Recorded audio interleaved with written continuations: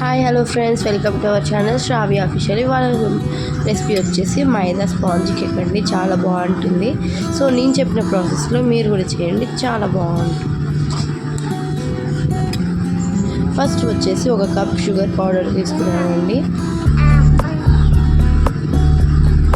Next పావు cup oil,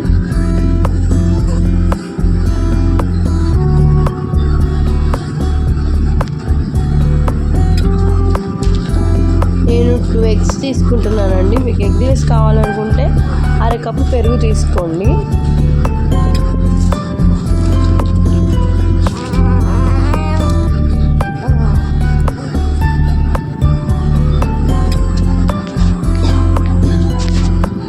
నేను మంచిగా బ్లెండర్ ఉంటే నా దగ్గర బీట్ చేసుకుంటున్నాను. అండ్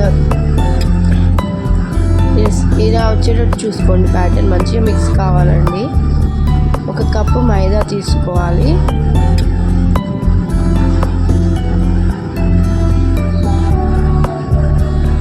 ఒక కప్పు మైదా,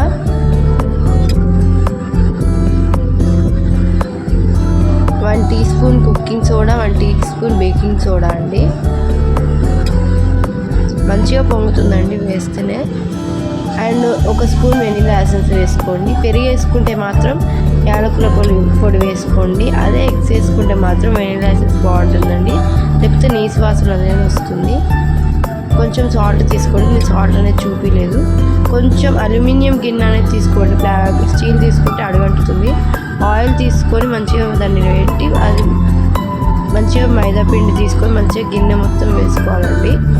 సో ఇందాక మనం కలుపుకున్న మిక్స్ అనేది వేసుకోవాలి. దాంట్లో ఒక పెద్ద బాండీ తీసుకోవాలండి. ఫస్ట్ బాండీ తీసుకొని దాన్ని మంచిగా వేడి చేసుకోవాలి. ఒక 5-10 minutes మంచిగా హీట్ అయినాక, నా దగ్గర స్టాండ్ లేదండి, సో ప్లేట్ పెట్టుకుంటున్నాను. స్టాండ్ ఉన్న వాళ్ళు స్టాండ్ పెట్టుకోవచ్చు.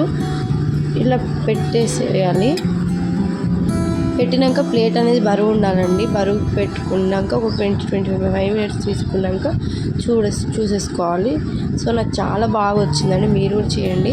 దాని మీద కొంచెం హర్షీస్ వేసుకోండి, చాలా బాగుంటుంది టేస్ట్ అనేది.